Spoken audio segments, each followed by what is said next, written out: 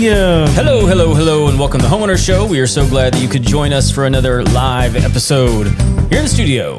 How you doing, Kev? You know, I am doing pretty good. I had something very interesting happen to me moments before I arrived. Oh, okay. Spill. Well, so I'm driving to your house, and I'm driving down Highway 105, pretty big road here in the Conroe area, and there's no one on the road at this time of night. Nobody. Sure. Except one car in the right-hand lane that I'm going to turn right from. Nobody else anywhere. This car, kudos to this car, sees me coming with my blinker on and swerves into the left lane. Okay. Because the light was red. Oh. So that I could turn. So that you could turn. Like that's awfully kind of him. Heads up driving, y'all. And I feel like more people need to take some notes from said driver. Yeah, but to just pay attention. You're also unnecessarily in a hurry most of the time. Unnecessarily is correct, sir.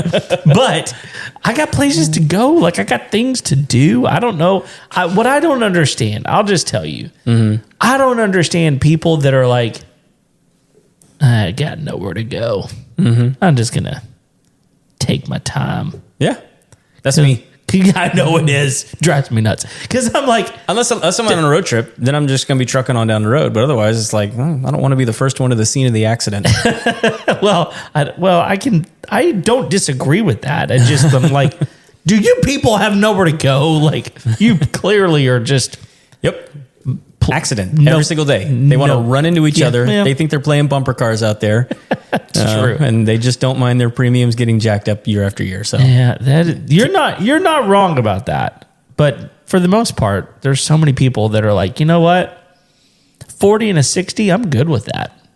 Especially on the road heading out to my house, 2854. Oh yeah. God.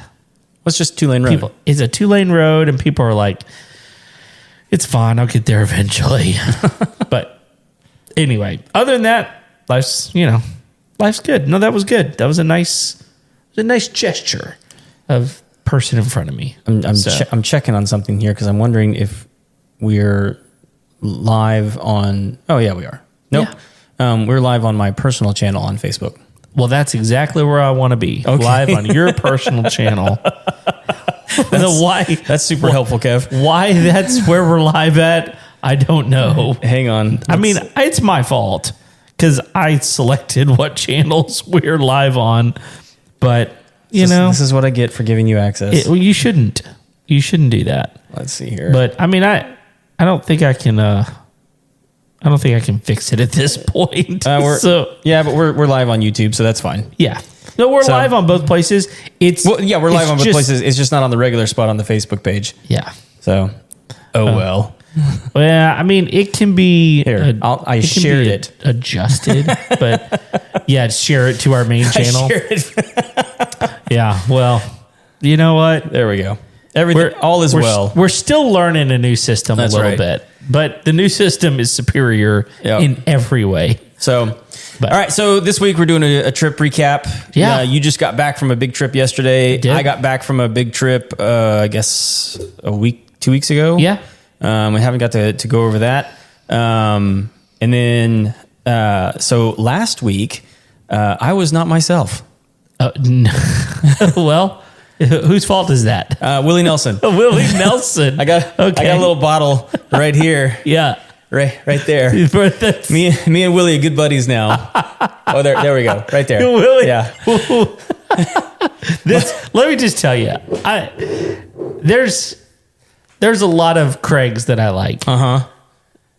Last week was one of my favorites. That was one of your favorites? Yeah. Well, it was the most unique because I've known you now it's been 9 years. Yeah.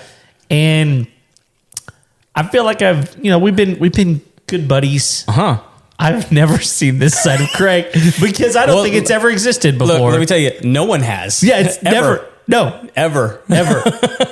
Well, like, so this is, and it's not like, this isn't like a personal brag or anything like that, but I've never even smoked a cigarette. I've never had a cigar. Yeah. Nothing. I've never had anything in my life. But here's what was going on is for the month of May, my wife and I have signed out on alcohol. Okay. And honestly, it was because we got back from this really fun trip where we had a really good time. Yeah. And we enjoyed ourselves. We spent a lot of money on food and beverages. And we're like, you know what? When we get back home, let's just shut the tap off and, and just be healthy in the month of May. And we're like, that sounds like a great plan. And we've been doing that. Yeah. I've lost 11 pounds. Good for you. Since we got back from that trip. So like, I mean, and it's not like rigorous exercise and dieting or anything like that. It's just like eating clean and behaving myself. Yeah. But A-Duddle said that he was coming over and he was going to bring some bourbon and some cigars. And I was like, well, I don't smoke cigars and I can't have bourbon right now, but I want to be part of the thing. And so I went and got a non-alcoholic replacement beverage. Yes. And the guy at the store warned me. He's like, dude, like 1 ounce. Yeah. And then wait an hour. And I said, whatever. 1 ounce. Like 1 ounce and wait an hour? Well, he said that is a weird. Well, this is what he said. He goes, it's a really dangerous drink to have because you don't feel the effects of it for an hour. Yeah. And so I said, okay. So before you got to the studio, A-Duddle and I were sitting here talking. Well, I had 2 fingers. Which is more than 1 ounce. Which is more than 1 ounce. But it's probably what? Like an ounce and a half. 2 ounces, maybe 2 ounces. Depending on the size of how round your glass is. Yeah, that's fair. I had a pretty substantial chunk of ice in there. Sure. But dude, I just melted into my chair. Mm-hmm. Like once we got started with the show, I couldn't even keep up with the conversation. You were good. You were actually doing really well at the beginning. But then there was a noticeable moment where you were like, and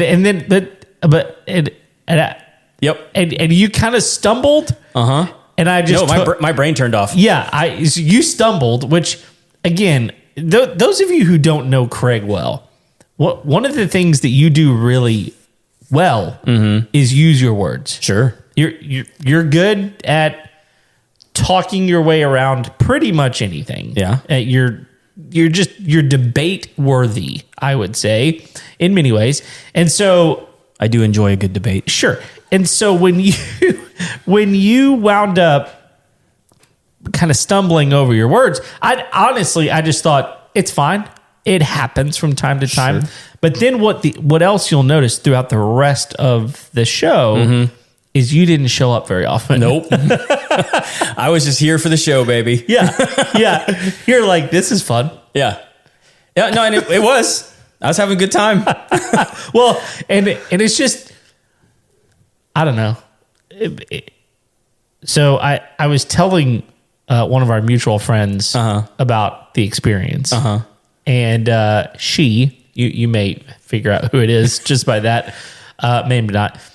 She goes, oh, I know exactly what he's feeling. And I was like, oh, really? And she goes, my guess is that he just didn't care.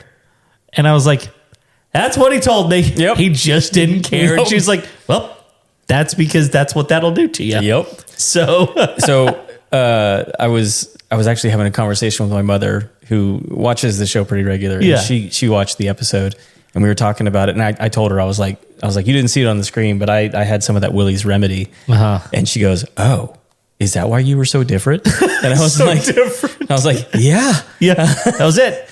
And she said, well, what was it like? And I started describing it to her. And like, my mom grew up in the 60s and she goes, it's called a buzz, dummy.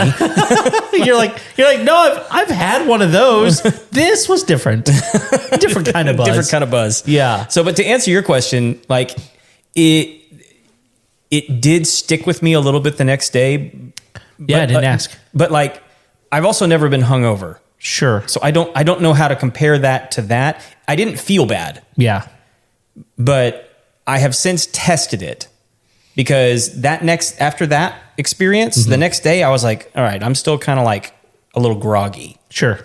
And I was like, maybe it was just too much. And so I've since gone back and just done like the 1 ounce.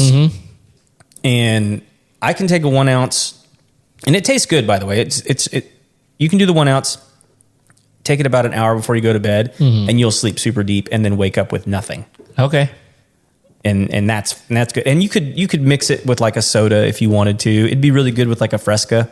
That's kind of what it tastes like. Yeah. But I mean, like if you look at the ingredients, there's not much to it.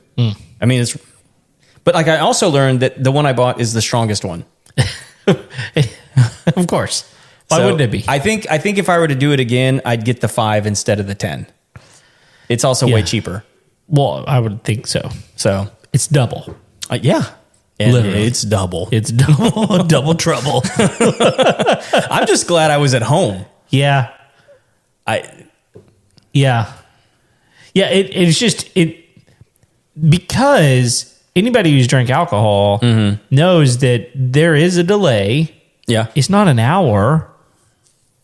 It's not an hour before you start feeling effects. No, definitely not. And it's not an ounce and a half to 2 ounces that gets you there. No. So it's much stronger. Yeah. So you're pretty fortunate, I think, that you listened, because had you like been like, that wasn't anything, no, I'll take another. I easily could have gone 2 or 3 deep on that before you got here. And I didn't, because I was like, I don't know. He said an hour. I don't know what this is going to feel like. And he even said, he's like, don't do more than that, because otherwise you're going to go on a trip you don't want to go on. And I was trying to heed the warning. Well, I'm glad you did, because I didn't want to be responsible for carrying you to your house. You know, I don't know that would have been. I don't know what it would have been like. I don't want to find out, honestly. I was loopy enough to be at home. That I don't want to go beyond that. Thank you very much. I'm fine with my brain working the way it ought to. Well, I think I talked to you about it that night, and that's the thing that I'm looking back at, going like, okay, like how loopy was I? Because I remember most of the conversations. Yeah. And I think I even told you, I don't understand how people want to play music like this. Right. Because to me, I was like just feeling myself going, I wouldn't want to play my guitar right now. I wouldn't want to play piano right now. I definitely wouldn't want to play drums right now. I mean, like all the like instruments that I know how to play, I'm sitting there going, I don't think I would enjoy that like this. Yeah. And maybe like everybody reacts differently to different things, but I was just like, I don't want to do anything. Sure. I think I told you that what I would want to do is like maybe read a book. Yeah. And I think that would be like that's the extent. Yeah. Or maybe like a really good like movie. Yeah. Maybe. But what I will also notice is that there's a lot left in that bottle. Oh, yeah. Which means you just didn't, like, it's not going to be your favorite thing. Well, one, you don't need much. Yeah, that 1 ounce is good. Once it kicks in, I mean, you're good for like 8 hours. That's crazy. You know, and so you don't need to drink that much. Yeah. So, and like, so the most you could have in a day to be safe, in my opinion, would be like an ounce. An ounce, yeah. And so it'll last forever. It's true. Because I'm not gonna drink it every day. No. But I might have some tonight. Okay. Not right now. Later. Right. We're good right now. We're good right now. Well, so speaking of your trip. Yeah, speaking of hippie dens, I did go to Portland. Yeah, you did. And I'm really curious, why did you go to Portland? That's my number one question. And we'll go on from there. So I'll let you start there. Well, so we weren't going to go to Portland. Sure. Portland was the airport we could fly into to get to what we wanted to get to. Which was? All of the waterfalls around Portland. Okay. Now, the thing that we didn't do that we had talked about doing quite a bit was to go to Astoria. Oh, okay. Which is about an hour and a half west of Portland. Okay. And for those of you who pay attention, Astoria is where they filmed The Goonies. And you can go take your picture in front of their house. They just ask that you be respectful. You can go down there's different places up and down the coast near Portland where you can go see spots where they filmed that movie. Yeah. Me and my wife love that movie. And so she was like, I want to go get my picture made in front of the Goonie house. Well, when we finally got to the resort we were staying at, it was 2 hours away. Oh. And we were like, we really only have like 4 days here. So we don't want to spend like 4 hours driving. Sure.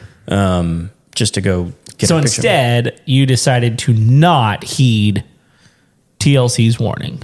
Right. which was we chased every single waterfall. Every waterfall you could. So the main reason that we went, and that's a really bad joke. Well, I'm just saying. I've heard it like 6 times since I got back.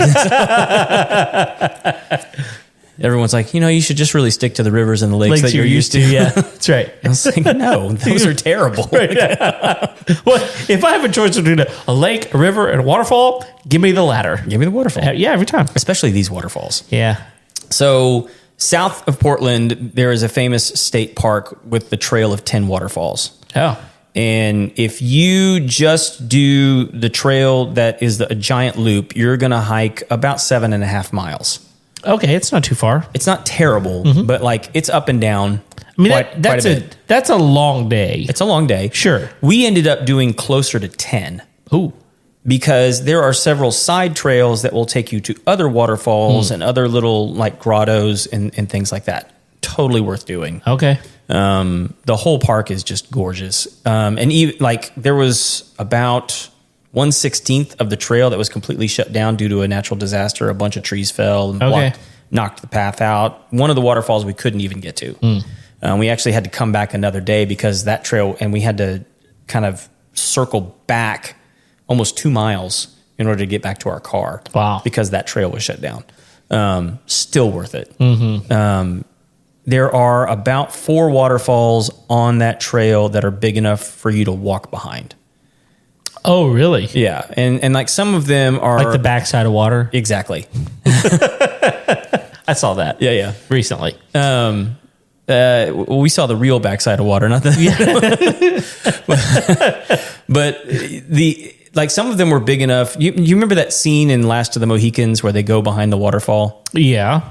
A couple of them were that big. Felt like that. No, it took like almost 30, 40 yards to go from one end to the other behind gracious. it. And so there's just, and so like I posted a lot of pictures of them. It's difficult to show the scale of them unless you kind of get down with them. But when you're down there with them, you can't really take a photo big enough to bring it all into perspective. Yeah.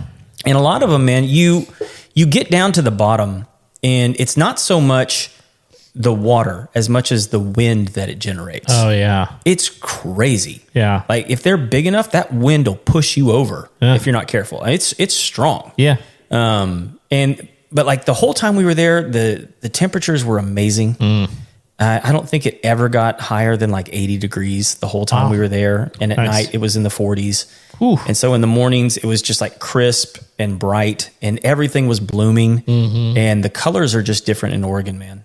Like, yeah, very, very vivid, right? Yes. Yeah. And that's probably the best way to describe it. I just don't they just have totally different colors than what we have here. I mean, like the bluebonnets here are gorgeous. They don't have anything there like that. Sure. But we don't have anything like what they have. But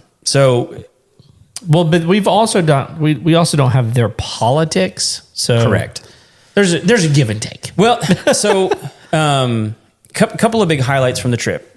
Probably one of the biggest highlights, got to go to dinner with Eric G and his girlfriend. That's cool. We picked out a restaurant near them. We went and I think we had like a 3-hour dinner. Nice. And we shut the place down. And we were having such a good time.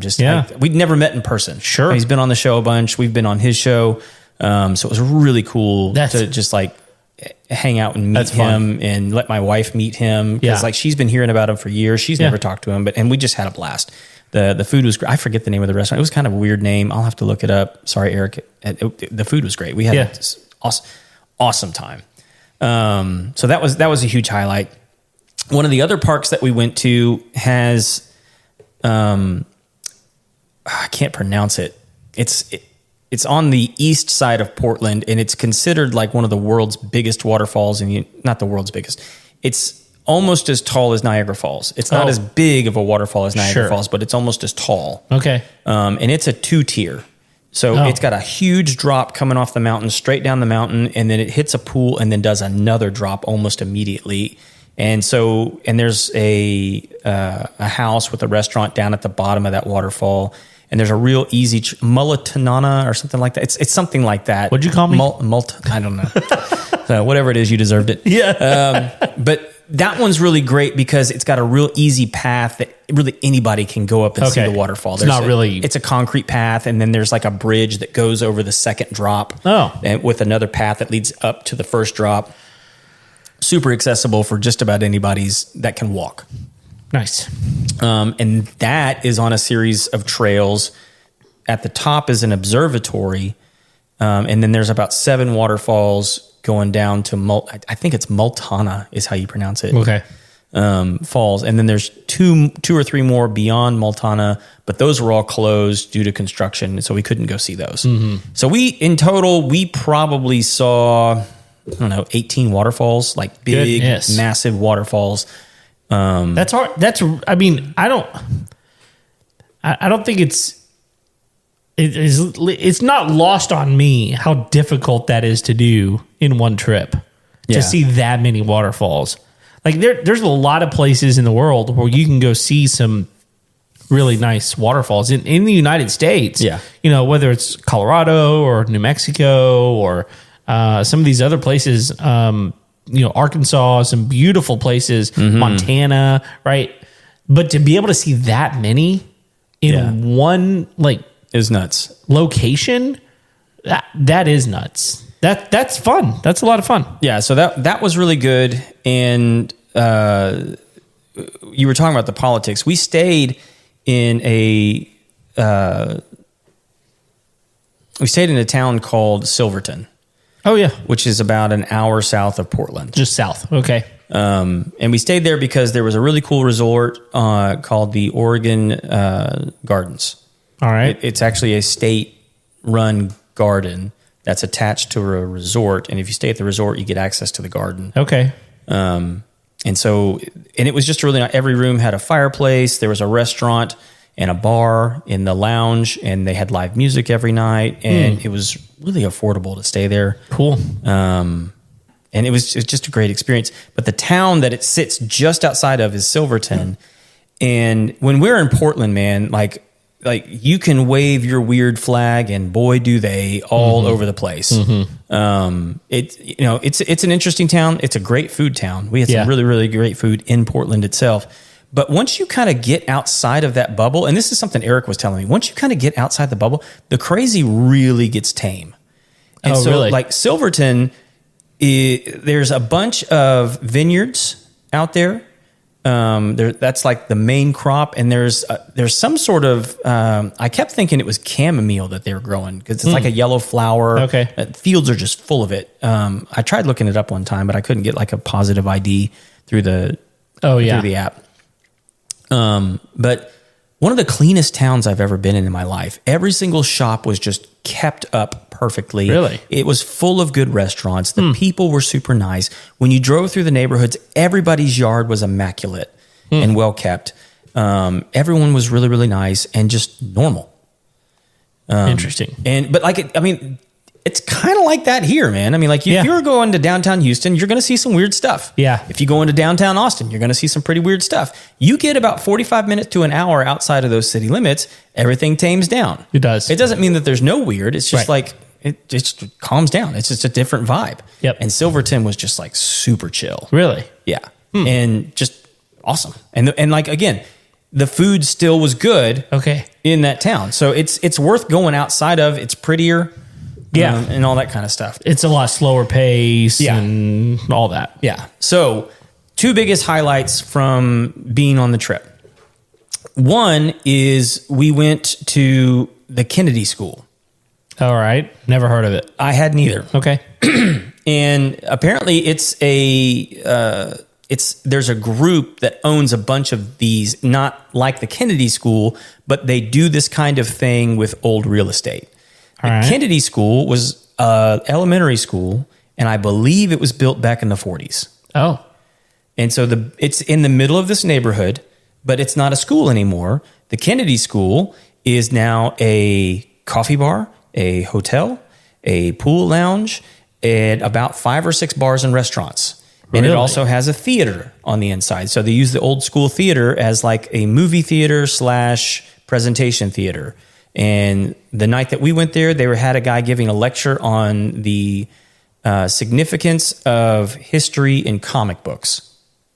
That's random. Yeah. But like, like the propaganda that they put in comic books back in like Sure. World War II and stuff like that. So they were looking at stuff like that. Yeah. We didn't go to it.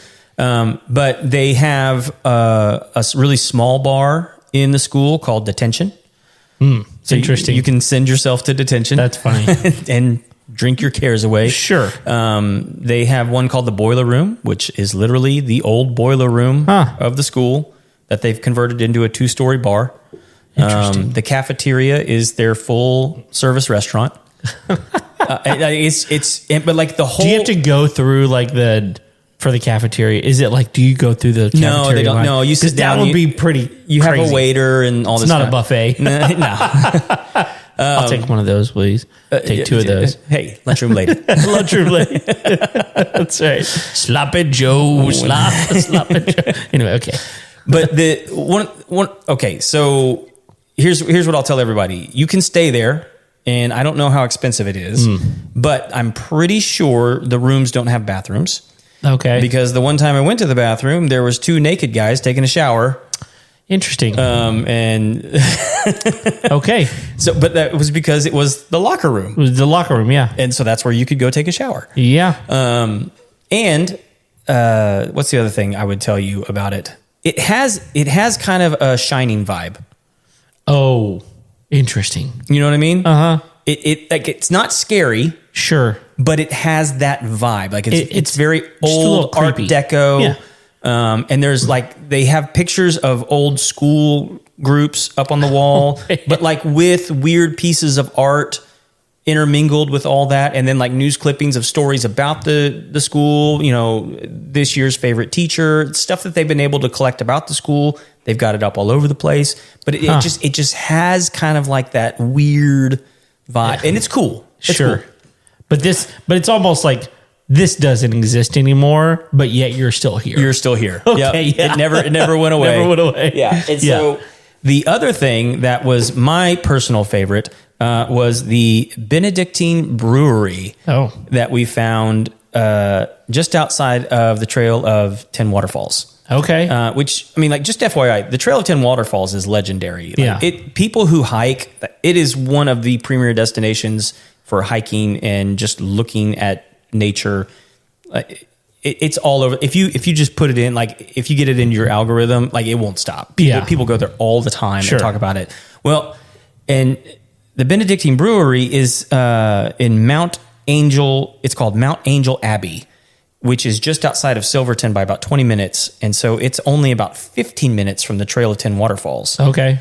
We just happened to find it. It happened to be on a Sunday. They're only open 2 days a week, which is Saturday and Sunday. But of all days. And so we went on a Sunday. Okay. And that's what it is. It's a brewery run by monks.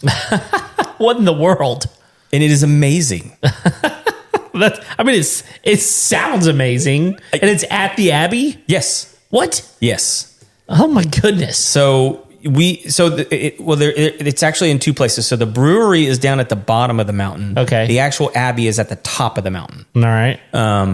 So we hung out at the brewery for like a good 2 hours. Mm-hmm. We ate some food, drank some beer, and it's all, they made like Belgians. Really? Like the stuff that I love. As you say, that's right up your alley. So I was in heaven. Yeah. And then Brandy no pun intended. Yeah. Brandy was like, hey, I think there's stuff going on up at the top of the mountain. We need to at least go look. And there's the pathway going up the mountain. There's Stations of the Cross. Oh, interesting. Yeah. And so you get done with the Stations of the Cross and you actually get to a graveyard where all the monks that have lived there and dedicated their life there have passed. When they passed, that's where they bury them. Okay. And then we enter the campus. It's actually a seminary. Oh, okay. And so it's a massive campus with a chapel at the edge of the mountain ledge.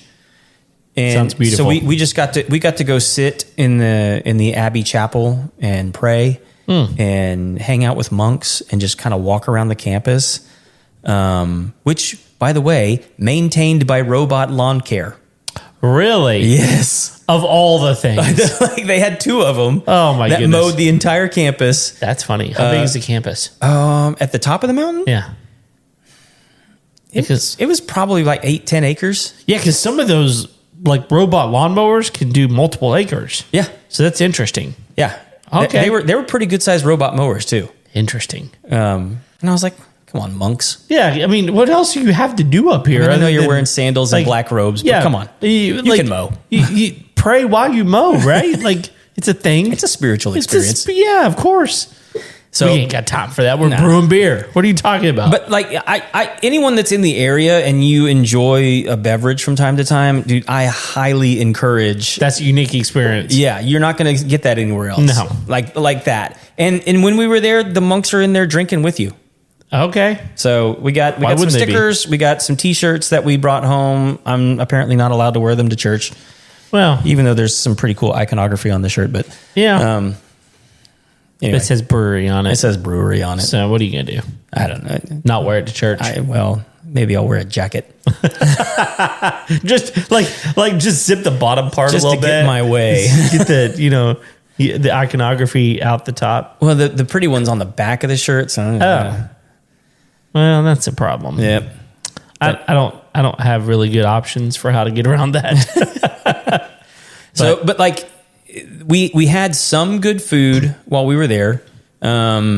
First day we were there, we ate at a Thai barbecue fusion place. Whoa.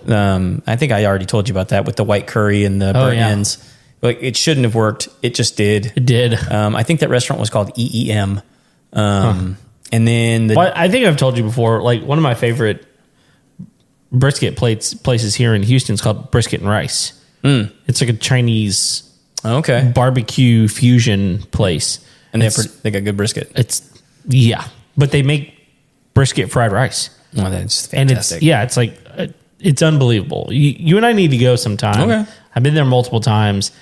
It's delicious. Like you can literally get the brisket fried rice with a slice of brisket on top of it. Oh, that's awesome.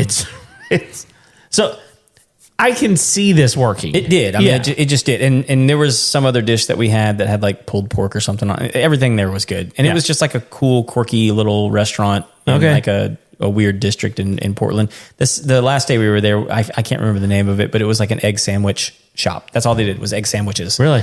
And it was just everything was on grilled sourdough. I don't care. Like You could put a tire between two grilled pieces of sourdough and I'd probably be happy. That's true. It's true. I don't eat bread that often, but like it's just delicious. Yeah. When done properly. Yes.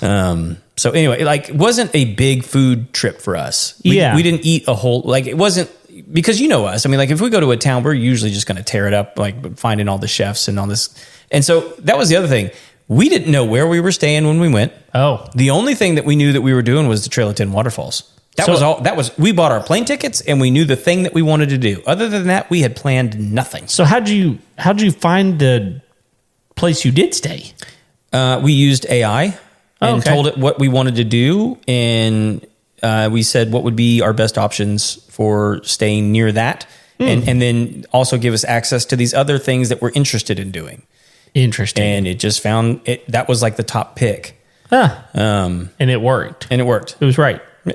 It wasn't like the number one option or anything like that, but like it found it and we were like, oh, that's kind of cool. And we started looking into it. It's like, well, and so that was the other thing about the resort that we used. It had free breakfast every morning. And it wasn't like cheap, like dinky breakfast. It was like little small pastries or something. No, like biscuits and gravy, scrambled eggs, fresh fruit. They baked banana bread every morning. No, you had me at banana bread. They had apple bread. Like all kinds of stuff. Wow. I mean, coffee, milk, juice. It was like, it was way more than I was expecting for like an included breakfast at a resort. At an already relatively, reasonably priced place. I don't quote me on this because I don't want people to go there and like get the. I think it was like $130 a night or something like that. Yeah, I mean, you can't stay at a Holiday Inn Express for that a lot of times. Like, and I wouldn't. And, well, I'm just saying, like,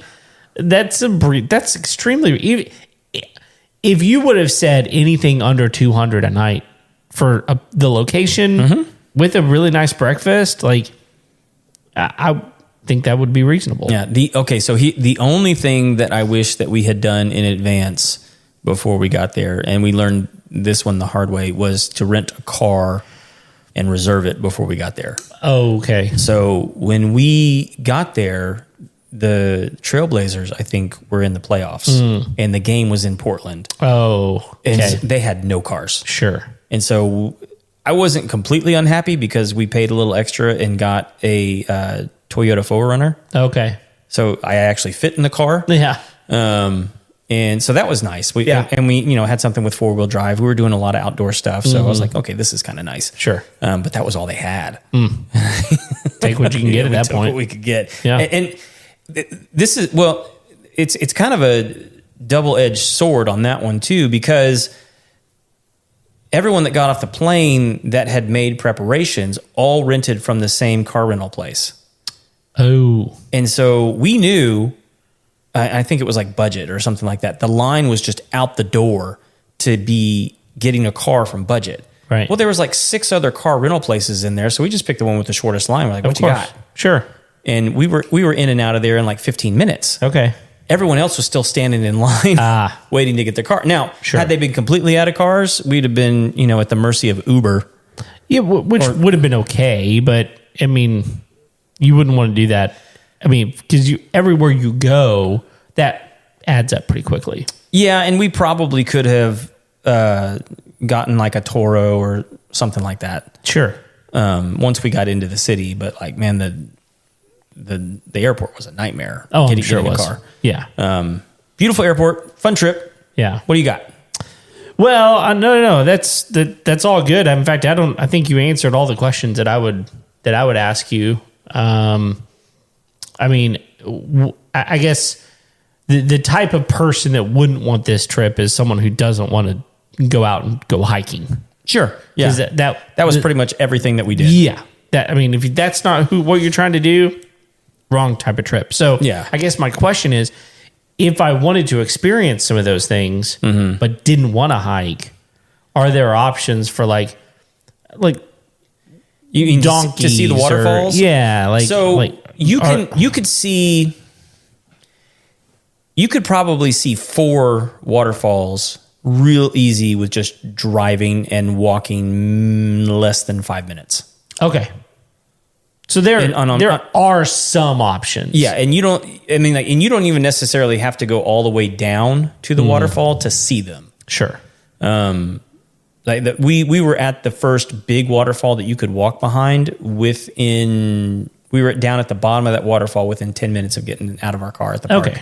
So and then there's other ones. If you just pay attention to some of the parking areas, I think there's like 4 separate parking areas, and most of them are connected to a waterfall that's right there by them. Okay. So you don't have to do. I mean, you could just drive. I mean, you could knock out 4 or 5 waterfalls, in 3 hours, just driving and doing some short walking. And I think you made a good point of like, look, if you really want to do that sort of thing, it would make sense to go to AI and say, hey, I want to experience waterfalls, but I really don't want to do a lot of hiking, or I can't do a lot of hiking. What are my options? Is there a way to do this? And it could put together a pretty good itinerary for you. Oh, for sure. Yeah. Like it's going to take into one, if you've been using AI for a while, it's going to know some of the things that you like already anyway. It's going to take that into account in forming that, unless you do like, hey, turn off my preferences thing. Right. But that's probably not a great idea. I mean, I wouldn't. If that's what you're using it for, you want it to know as much about you in order to help you plan that trip. Yeah. I think that those are really good ways to use AI, in my opinion. I mean, it knows more than that's going to be a lot more intuitive than just going to Google and going, I want to do this. Google's just going to pull up a bunch of random stuff, random links for you to Whoever's got the best SEO on their restaurant or whatever. Exactly. Yeah. So it takes into and you can even, prompt it with like your preferences, like, hey, I want to go do this. This is really important to me. I'm looking for something. And so it's going to search through all that kind of stuff. And we were able to do a lot of that on the plane. Sure. Just because we had Wi-Fi on the plane. Yeah. It is rather fun when the pilot is a friend and buddy. Oh, I didn't know that. How'd you get that deal? It was random. Oh, he called us, and this was actually on our way home. his wife reached out and was like, "Are you flying at this time that's from funny. Portland?" And we were like, "Yeah." And she's like, "Oh, he's gonna be your pilot." That's awesome. And I was like, "Awesome." And That's nice. so we have never been attended to so well. Oh, I bet. I bet. That's awesome. Yeah, just a little AI advice. If you were to do that, what I would say is just give it a pretty. You don't have to prompt it too much. Sure. You can say, my wife and I are looking to go to this location and do this thing, but we want to have a really good experience. Ask me questions that you need answers to in order to put together a really great itinerary for me. So you don't even have to prompt it with too much, because it's going to say, well, what kind of activity level are you looking for? Do you have any dietary restrictions? Right. Are you interested in a certain type of food? Like, what kind of hotel do you like to stay in? Yeah. And it will ask you all these questions. You just answer the questions, and it'll spit you out something that you're going to go, that sounds fantastic. You know? So a couple of things that we found helpful to tell it in doing that. One, we told them it was our anniversary. Yeah. We told it specifically what days we were going to be there. And that ended up being really important, because there's a lot of stuff that's just closed certain days. And so if you get all revved up to go do it, but then you decide to go do it on this day, well, it's closed that day. Then you're sunk. Yeah. And you get really disappointed and Yeah. all that kind of stuff. So I found those, like, why are we here? What days are we here? Yep. And then, like, honestly, from there, it just kind of took it. That's great. But that's because, like, my wife uses hers quite a bit, and it knows her really well. Yep. I use mine quite a bit. I use like 3 or 4 different ones now. Yep. And they all know me, and I'll actually get them to talk to each other. Sure. Now, and that I found that to be really helpful. Yeah. So anyway, it was a good trip, man. I highly recommend. Just an absolute gorgeous place. A lot of weird stuff in Portland. If that's not your vibe, don't hang out in Portland. Don't go. Go outside of Portland. Go somewhere else. And go see what's pretty. Yeah. Again, not that Portland's it's a cool looking city. Yeah. It really is. Just not where I'd want to hang out most of the time. Sure. But things in the city, like I'd definitely go to the Kennedy School again. Yeah. Sounds awesome. I mean, because half the bars were closed just because it was a weekday when we went, which was nice because there was hardly anybody there. Sure. So we got to explore it Yeah.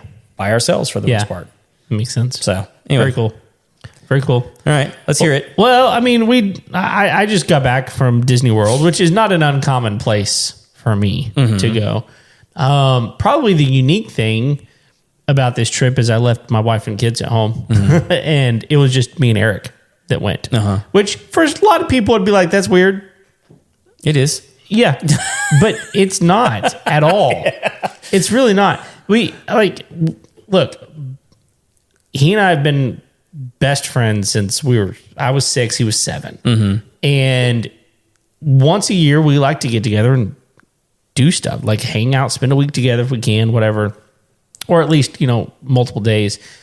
And, we both really enjoy Disney, and it's something that can easily be done with 2 adults. No big deal. I think there is this misconception out there that you can only go to Disney if you have kids and enjoy it. And that's not true. I mean, there's tons of stuff to do in and around Disney that are not just kid friendly. Sure.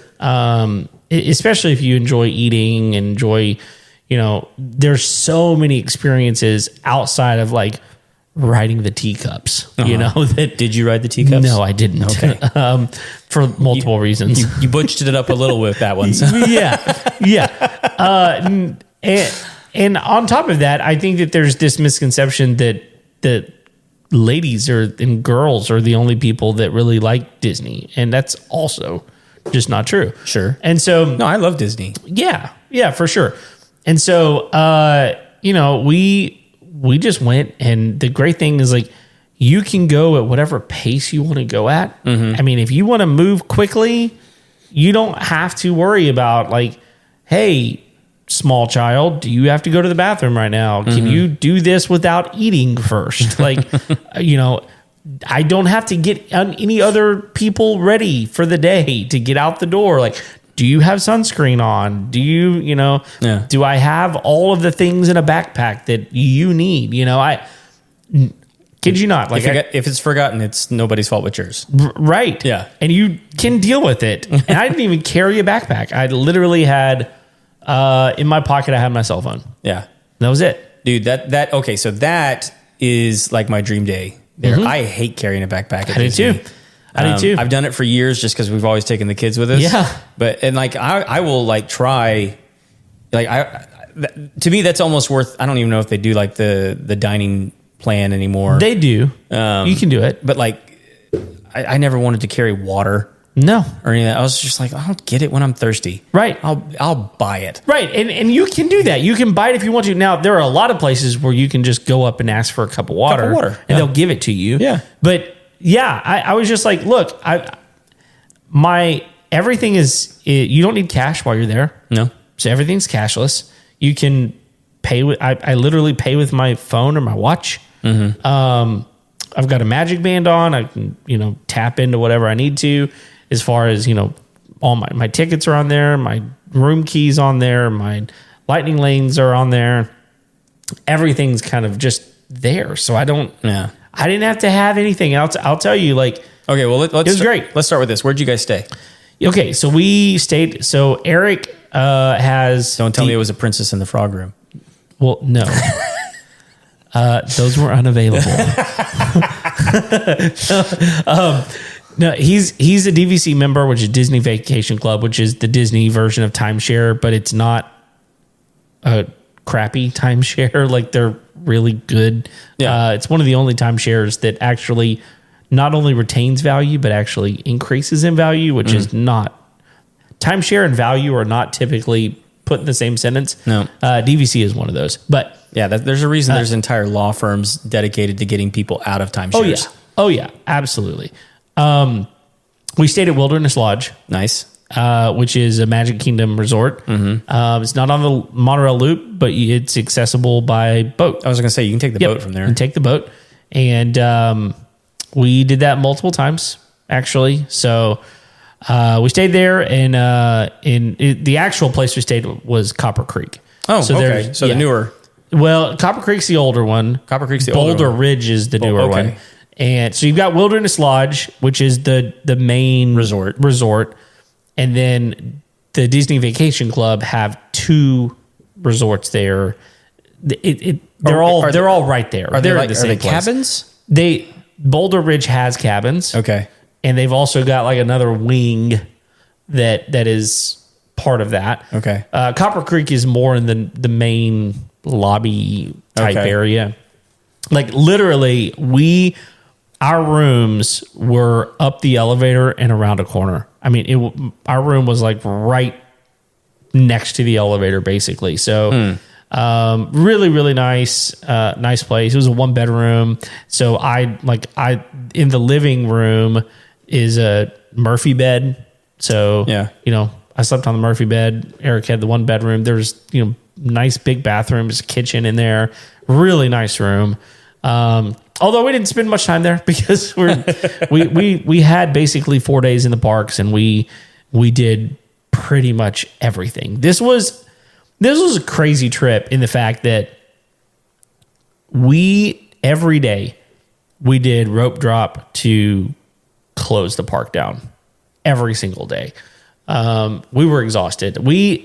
In 4 days, we logged just under 45 miles. Oh, dang. Yeah.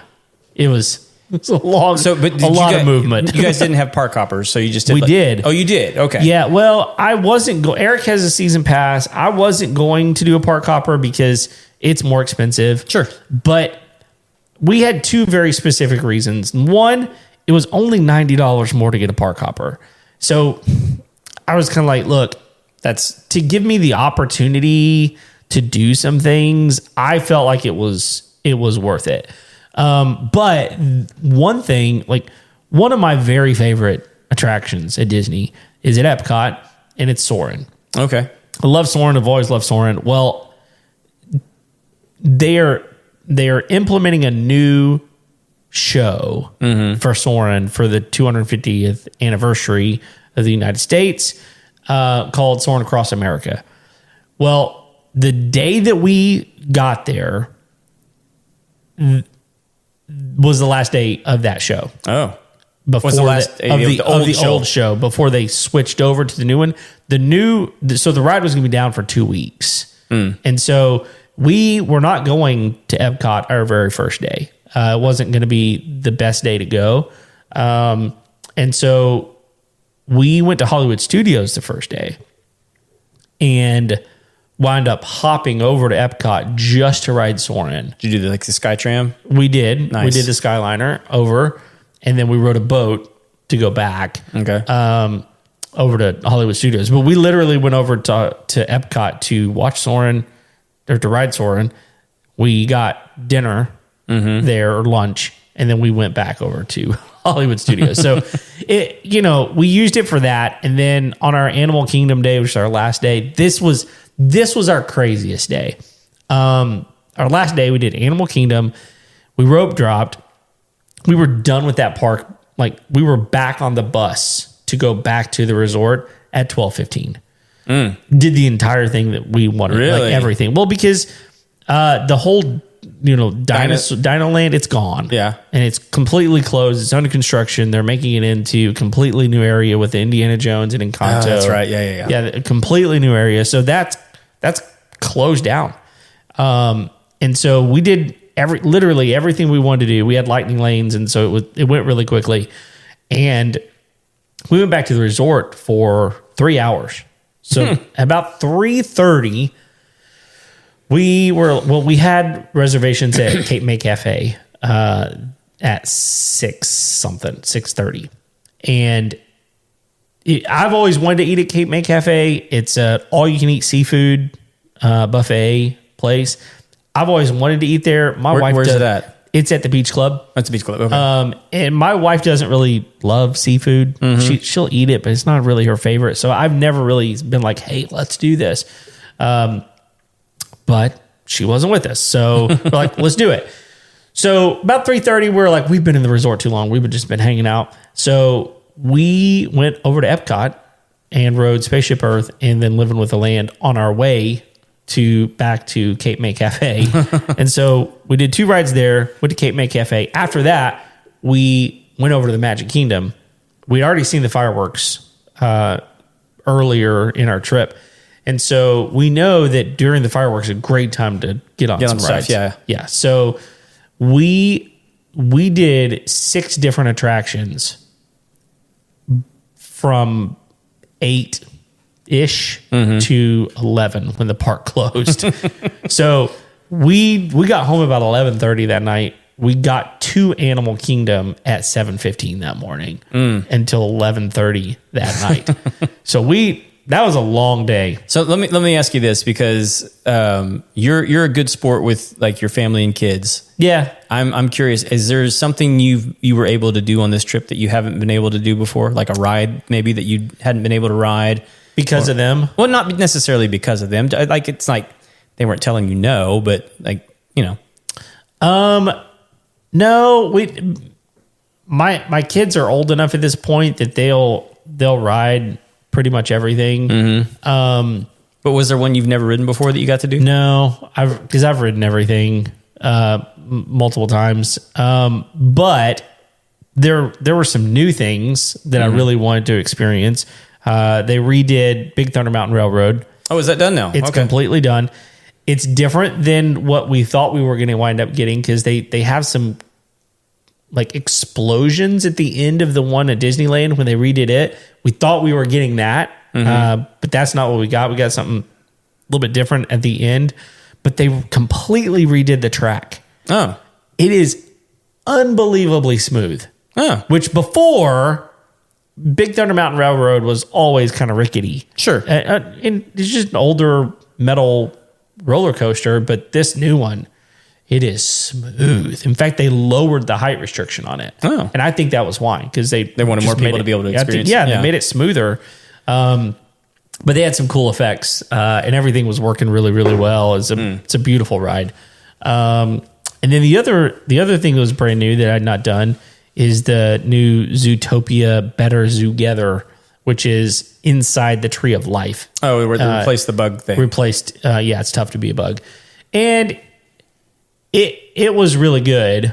As far as, what it is, there's a couple of really cool gags in it, but there was not much story to it. It was just kind of they just hopped from no pun intended, hopped from one thing to another, and there wasn't really much cohesion to it. But, and then Remy's Ratatouille in Epcot, that used to be a 3D ride where you wore glasses, and they've removed that, and it's now a 2D ride. Oh, and you would, I was kind of like, what are they doing? Like, why would you do that? But it was better. Oh, it was better. Sometimes whenever you do like 3D stuff, you got the glasses on. Sometimes it's still kind of got that blur to it. Sure. It virtually eliminated the blur, and they did some forced perspective stuff that made it feel like it was. Is it sort of like the Mickey? Yeah, ride? but more screen heavy. That one's not 3D, right? It is not. Okay, I didn't think so. No, I thought it was used a lot of forced perspective and stuff. There are some screens in it that give you that sensation. Are there any like 3D rides? I mean, like is the Pandora one? It's still, I guess that's a 3D. Yeah, I mean you've still got that. That's a 3D ride. I don't know how you could not. Yeah, again, it makes me wonder, like after what they did to Remy's, if you could make it a not 3D ride, but I don't think it would be as good. I don't think you could. I don't think it would be as good. So but I mean, but that's like the only one left, right? Pandora? As far as the 3D, yeah, right? So what is it called? What's that ride called? Oh, Flight of Passage. Flight of Passage. Thank you. Yeah. There's some other 3D experiences. Like one of them would be Toy Story Mania. Oh yeah, where you're is the other one in Disney World not 3D? Like which one? It's like the Space Ranger. So that's what the other one I was going to say is Buzz Lightyear Space Ranger Spin has been updated as well. It is not you don't wear 3D glasses on that. But it's a much different experience in that they've like the blasters that you use used to be like stationary, but now it's like a gun that's on a rope or whatever. On a wire. And so you can move it around a little bit better, which is really kind of handy because you like literally turn all the way around if you want to and get some stuff behind you, things like that. So that was some cool stuff that we normally wouldn't do. But I will tell you the thing that probably, to answer your question, it's a lot to do rope drop to close every day. Oh yeah. And not go back and like take a nap. I couldn't do that with my kids right now. Right. Like they just wouldn't make it. It was tough. Like whenever you get back to the resort at like 11 o'clock but by the time you wind down, take a shower, all that kind of stuff. Yeah. It's midnight. And then you're getting up at 5:30 to rope drop the next day. Like that in and of itself, you're really cutting into what most people can handle. Here's my theory on this. I think most people struggle to do rope drop to close because they don't know how to relax in the park. I would agree with that. If you go ride to ride, then yeah, it's tough. So I mean, well, even if you like ride, but like if you just take a moment, like when my wife and I have gone by ourselves twice. Now we were much younger when we did that, but I feel like we could still do it now. But like we would take time to like in the middle of the day, like siesta at a restaurant. Yeah. And like drink. Yeah. And just enjoy ourselves. Yeah. Most people just can't do that. Because you feel like there's you're missing something. I've spent all this money, But honestly, there's something nice about just sitting there and taking in the atmosphere. It's like one of our favorite, it's like part of our ritual of going to the, like even now, like when we go with our kids, like we will like, hey, we're going to stop and we're going to eat. We're going to enjoy ourselves. Yep. We're not going to rush through this. Like, we all know what we're here for. Yeah. We're not going to miss anything. Yeah. You know, like, we let everybody like pick. It's like, okay, what's one thing you don't want to miss? And we will absolutely do that thing. Yeah. Other than that, let's play it by ear. Sure. But like, that freaks some people out. It does. Like, they need a schedule. They need all this. And I was like, I don't care. Yeah. And it is one of the things with Disney that, like, if you don't have a plan, you can really feel like you got gypped, because a lot of people don't realize how much, especially how if it's different it is. like, if you've never been, it used to be, and you feel like this is my shot. This is my one time. I get that. Yep. But like, at the same time, dude, enjoy it. Yeah. And I would say, don't go. Yeah. Really. Because it really, I actually didn't see one this time, but a lot of times you'll see shirts there. It's like most expensive day ever. Right. And I'm like, really? Everybody knows that's true, but you don't, like, you're just. So you had to add on to the cost by making a tacky t-shirt. Right. You're just like blatantly telling people, I wish I wasn't here. Right. You know? And it's like, you're making choices everywhere, and you're here. So why don't you enjoy it? So I would say this, like, either A, recognize that you're going to go multiple times, and so you don't have to do everything. Yeah. You just don't. So go fewer days. Well, just, I think I'll go knowing that it's impossible to do everything. You can't. There are still things that I've never done. We did 2 experiences that one that I would say, are you talking about on this trip? Yeah. One that I would say maybe wouldn't do with my family. And the other one, probably not. What were they? Well, before I get there, let me say this. Okay. The other thing I would say is, like, the other way to enjoy Disney is to add a day or two to your trip so that you can rest. Which is typically pretty cheap to do. The longer, and I know this sounds counterintuitive, but honestly, the longer you stay there, the cheaper it is. Ticket wise, like, Park tickets. You're still gonna spend more money, but per day, it winds up being more economical per day. Yeah, it doesn't get any cheaper at the resort. No, it doesn't. If you're staying at a resort, right? But yeah, the tickets Your get park way cheaper. ticket, yeah. So the 2 things that we did: one, there's a new bar experience there at Pirates of the Caribbean called Beacon Barrel. Okay. And it is a cool experience in there.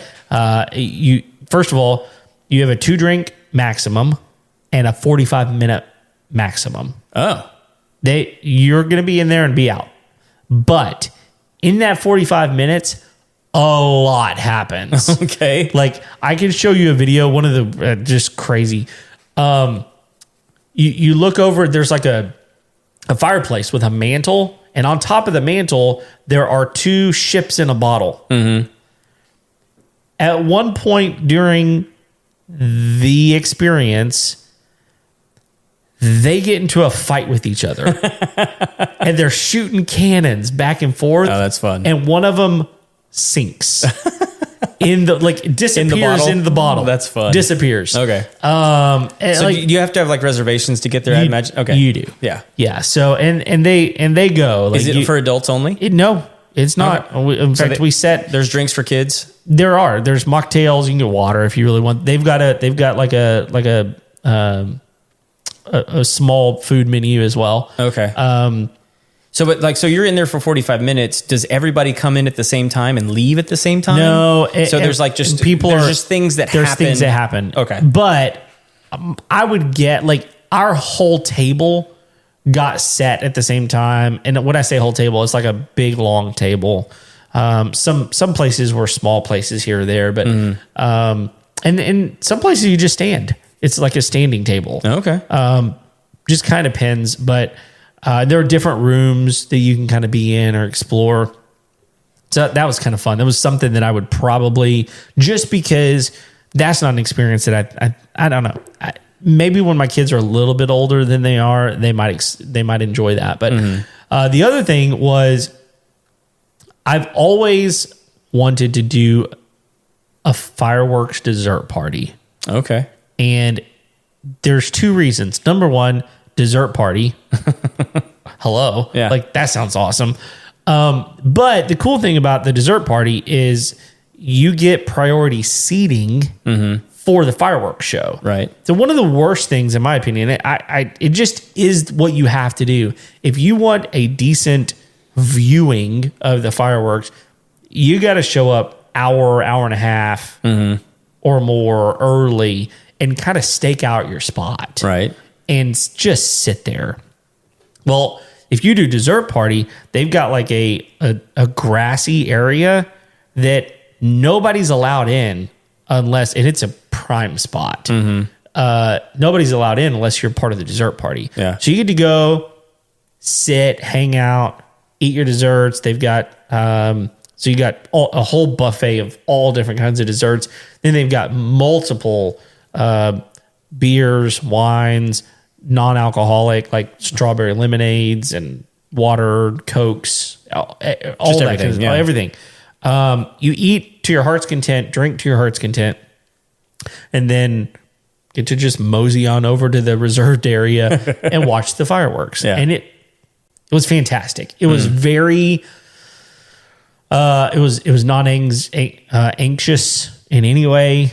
Just kind of like, oh, I've got a spot. Yeah. And it was something I probably wouldn't take my whole family to because it's $100 a person. It's $400 to take my kids just to eat some dessert and not have to scope out a spot, which I probably wouldn't do. But just for me, this one time, something I've never done before, I was like, you know what? We'll splurge this one time. Yeah. And so we did.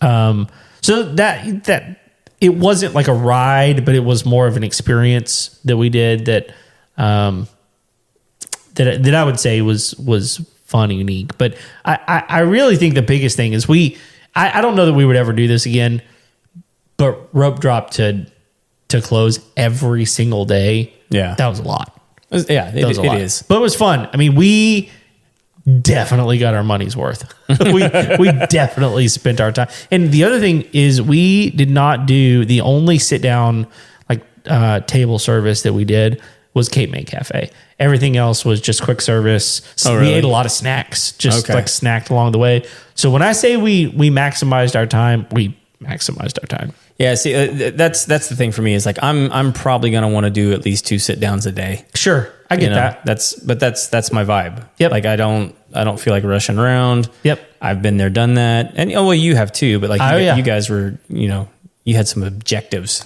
We did, and again, that is not my normal. I would probably never do that again. But it's what we decided to do. And okay, so let's do this. Let's go through each park. I want you to give me the won't miss. Okay. So Magic Kingdom, the thing that the attraction you won't miss. I won't miss personally. Yeah, you had to make sure you did it when you were in there. Okay, Carousel of Progress. Okay. Why? Is it just your favorite? It's nostalgic. Okay. And are you afraid it's going away? No, I'm really not. I don't think it will. Okay. I know it's not the thing that anybody would ever be like, you have to go see Carousel of Progress. Yeah. But for me, I don't know. I just love it. I remember it from a small child thinking it was so cool. Yeah. And so I always have to do it. But I would think for most people, the thing that I would say don't miss would be Tron. Okay. Which I've never done. Yeah. It's short. You've done it twice now, right? Oh, I've done it half a dozen times at least. Oh, I've been there 3 different times whenever I've ridden it. Okay. And a couple of times I've ridden it more than once. Right. It's short, but it's a fun coaster. So yeah. Okay. Epcot? Epcot's Guardians without question. Guardians of the Galaxy. That thing. I also haven't ridden that. That thing is unbelievable, man. Like, and I am one person that I think I was born with too much fluid in my head. I get dizzy really easily. And there are people that most of the trash cans at Disney are the kind where, they're upright and you've got to like move the flap and put stuff in. Yeah. as you get off of Guardians, they've got circular trash cans with a hole in the middle so that you can just throw up in. Oh gosh. It's specifically designed to not have to like stick your head inside a trash can, right? Because of the motion that it creates. Right. It's a unique coaster because you're not always facing forward. Right. It spins. Yeah. It doesn't like spin, but it will I know. move It moves you around. I mean, like if you've ridden like any of the Harry Potter stuff, a lot of their coasters do that. Yeah. And some of them are like, it's not like on a track. It's like an arm that has you from behind and it moves you around and it's jarring. Yeah. So that it's just awesome. It really is really, really cool. Now, my favorite, that's the one that I think you shouldn't miss.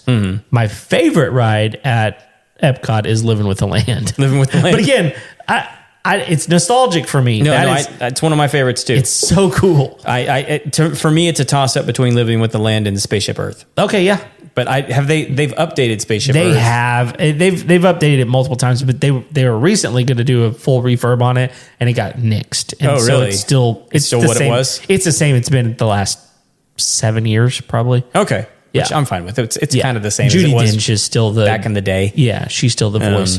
So I'm fine with that. Yeah. I don't know what they were planning on doing otherwise. Well, I don't know either. It's still a cool, nostalgic ride. I love it. Yeah, for sure. You know the one that went away it didn't go away, but it's just different now is the Figment ride.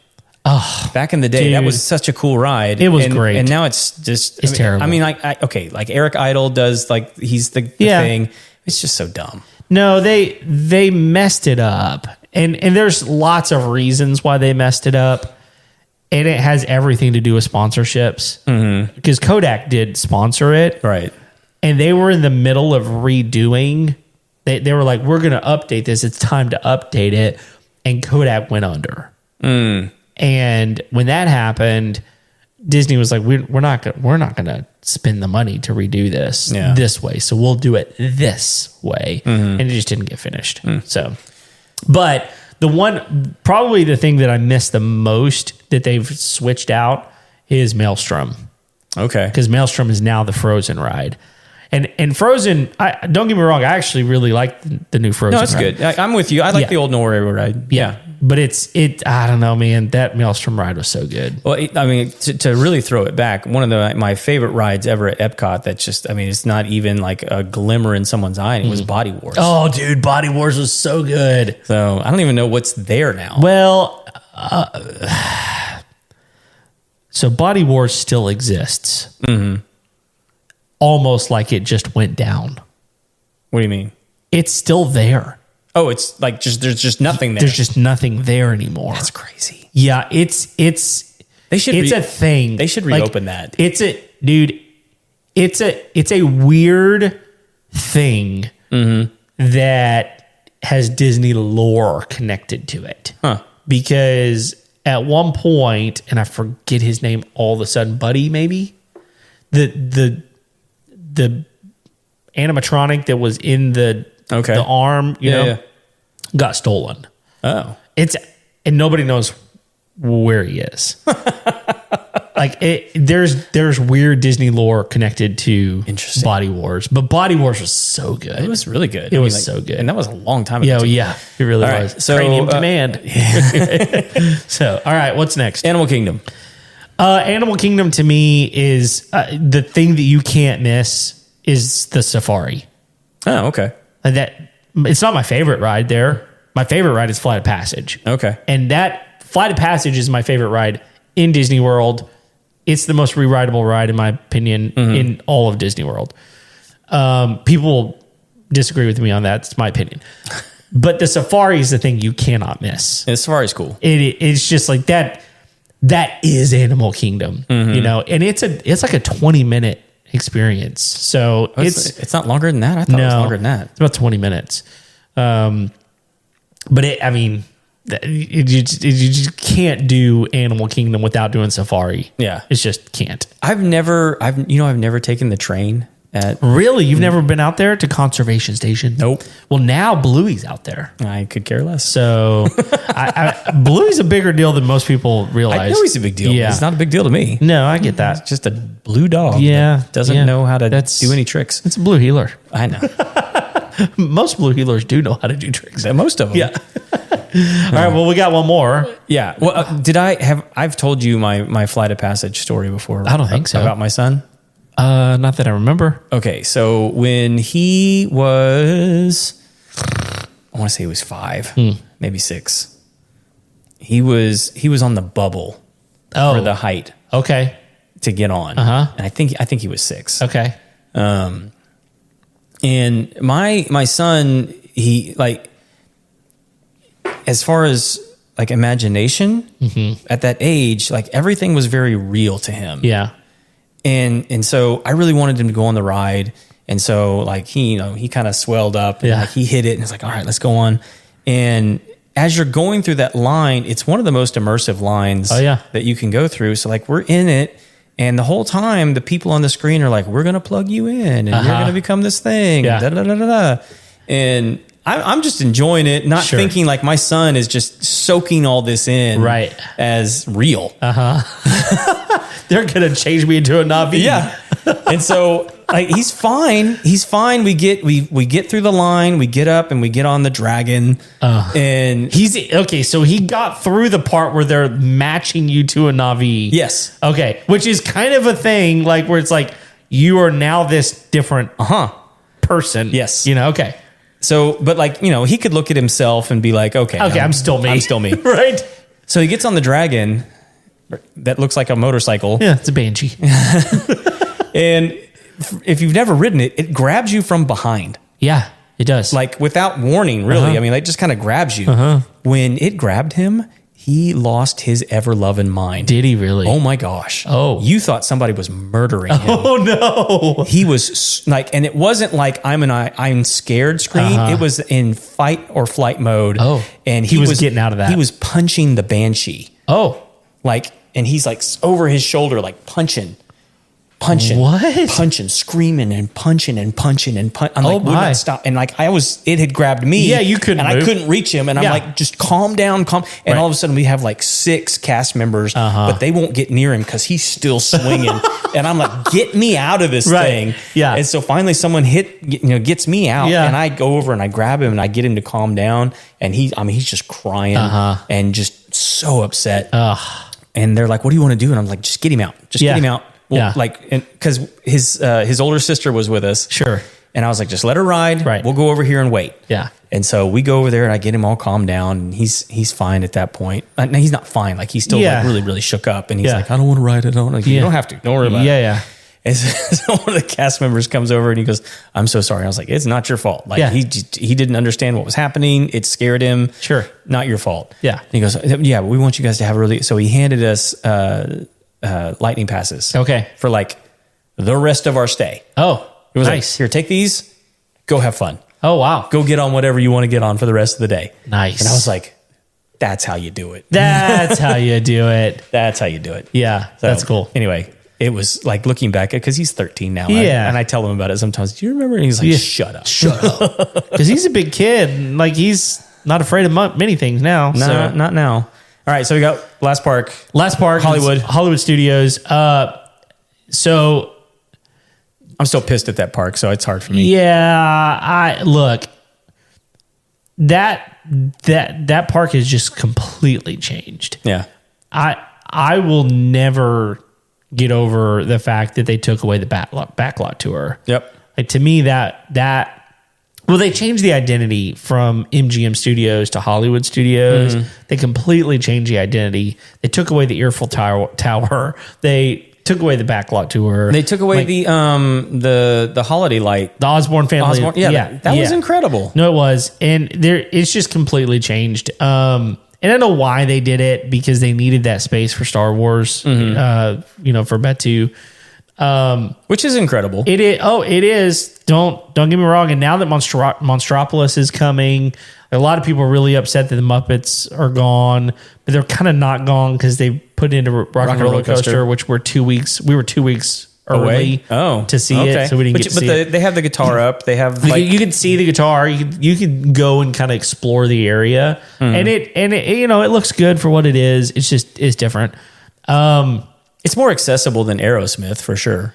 For especially like younger crowds. Yeah, like the Muppets are still like a thing. They are, and Aerosmith is not. It is no, they're not. So it'll be interesting to see what all that winds up looking like. But the one thing that I think that I would tell someone you have to experience is Rise of the Resistance. Yeah, that's incredible. I mean, it's next level Imagineering.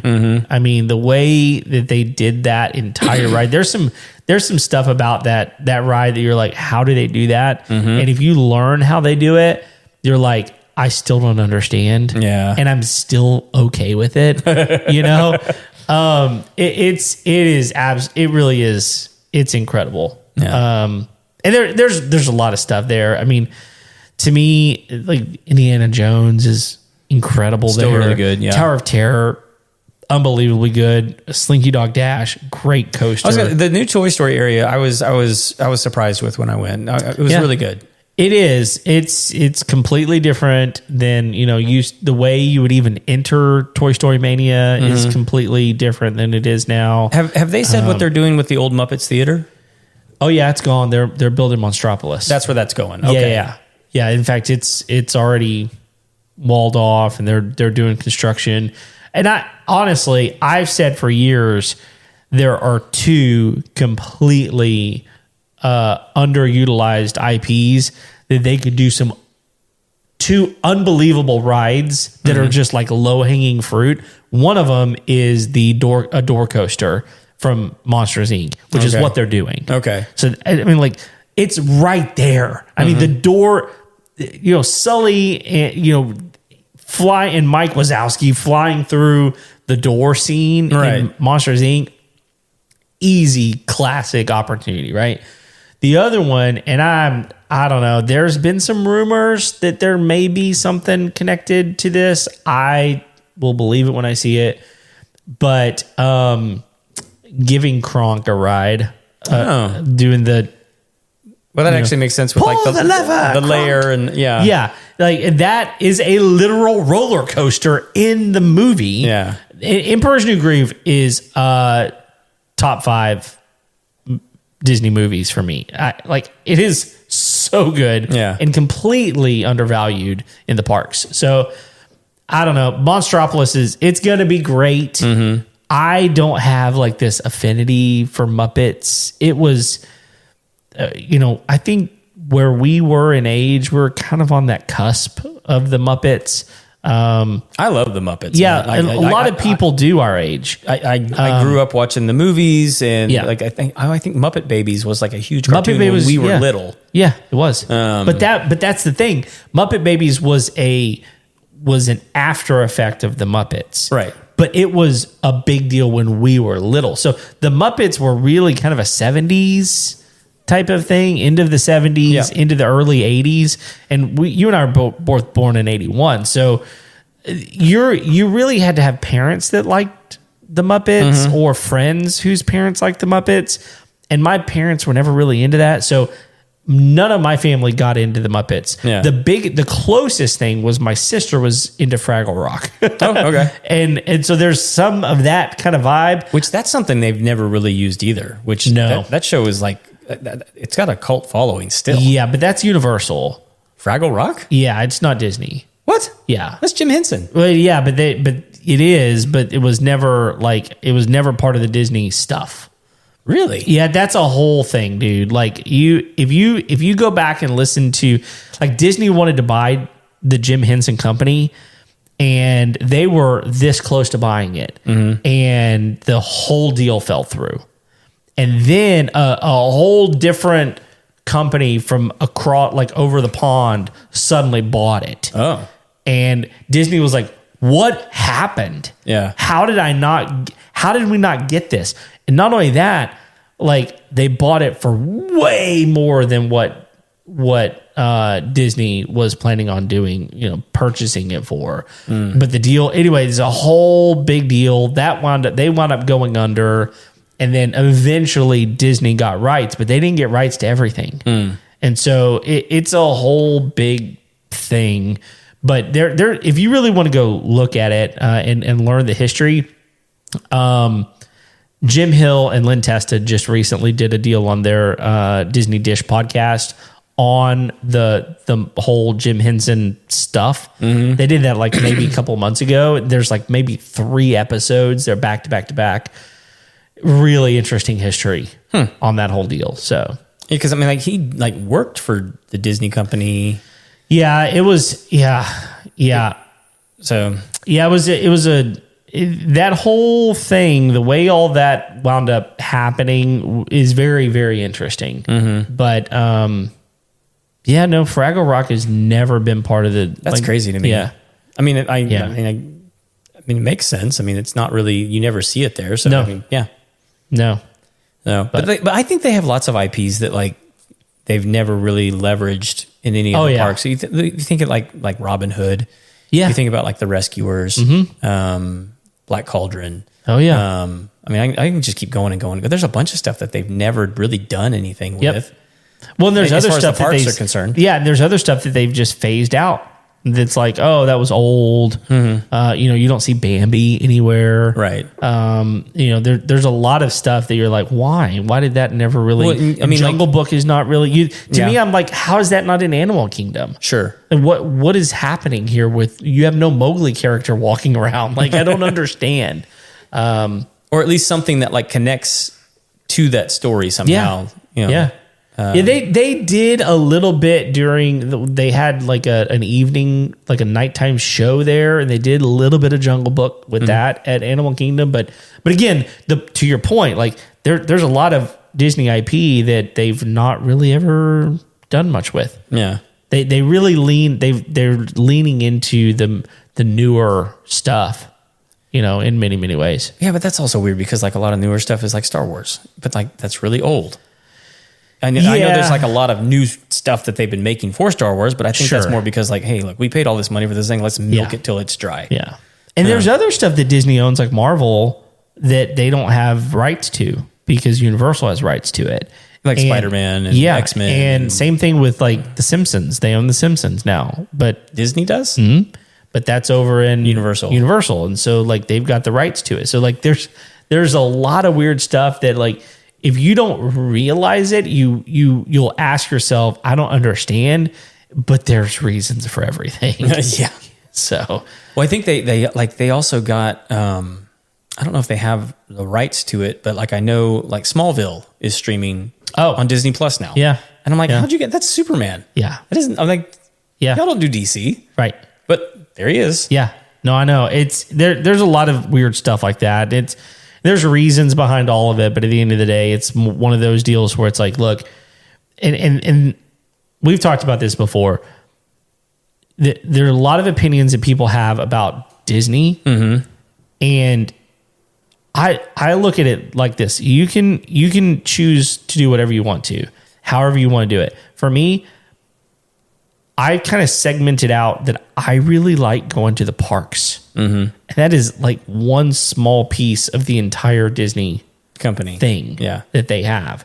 And I love it. And it's a happy place for me. I get to go and be a kid again. And just like, there's something just that I still to this day as in my 40s that I just love. And so, we had a great time.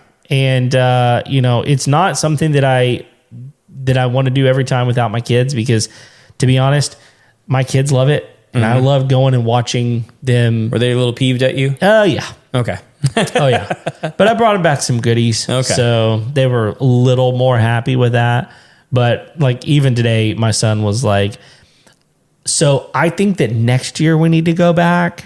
And my daughter was saying the same thing. She's like, when are we going to go back? So they love going, and we will, obviously.